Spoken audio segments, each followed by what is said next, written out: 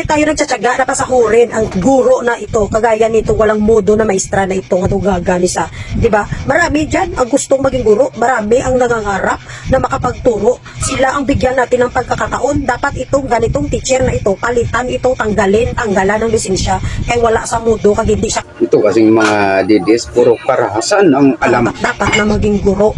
Depende, baka ito na yung panahon para silipin yung mga teacher natin kasi parang kumakalat na ngayon ang DDS disease. Maraming mga teacher natin ang nabiktima ng DDS virus. Baka pwede nyo itong silipin. Nakakatakot ang sakit na ito kasi walang lunas, walang gamot ang DDS disease. Hindi Kaya mo na ito na iniisip siguro ang yung panahon sa administrasyon natin ngayon. sasabihin Ito nila na yung kung panahon. tama ba yan, Baka mali. pwede nyo nang bigyan ng leksyon ng mga tao na ito para hindi na pamarisan ng mga kurukuko. O ito, teacher na naman nagkaroon ng DDS disease. O ito si ma'am nagkaroon ng DDS virus, pumasok sa utak niya at nakalimutan na naman niya na teacher siya. Tapos magagalit kayo pag kinull out kayo. Naalala Pag niyo mga sinabihan idol, kayo na nagmanta rin kay Robin Padilla. Ayun, tinanggal sa ano yung trabaho. Ito, sigurado to. walang modo, itingnan nyo nga ito, nasa tamang katinuan pa bang teacher na to?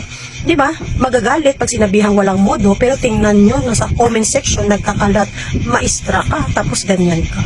Di ba? Kung alam mo sa sarili mo na bawal yung ginagawa mo.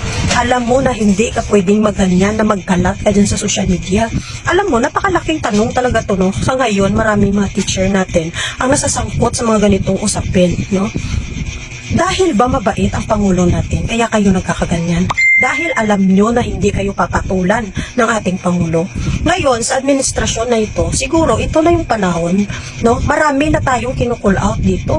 Siguro ito na yung panahon para bigyan ng leksyon ng mga to. Itong mga teacher na to, itong mga DDS na nagpapakalat ng fake news, yung mga DDS na kung ano-anong sinasabi sa presidente, baka sakali naman, mabigyan nyo ng konting leksyon para hindi na pamarisa ng iba.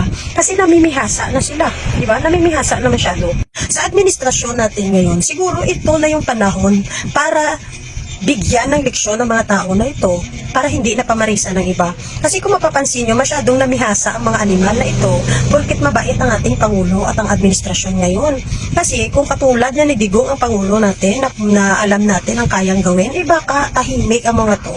Pero alam kasi nila ng presidente natin ay mabait. Kaya sige, pinagusto sila kayaw-yaw sa Pangulo natin at ang kalimutan na nila ang profesyon nila ng mga guro sila. So sa mga teacher natin, huwag kayong magalit kung kinull out yung ibang teacher, no? Kasi tingnan nyo yung ginagawa. Hindi na ito tama. At bilang isang teacher, alam mo mali ang ginagawa ng mga kauri mo.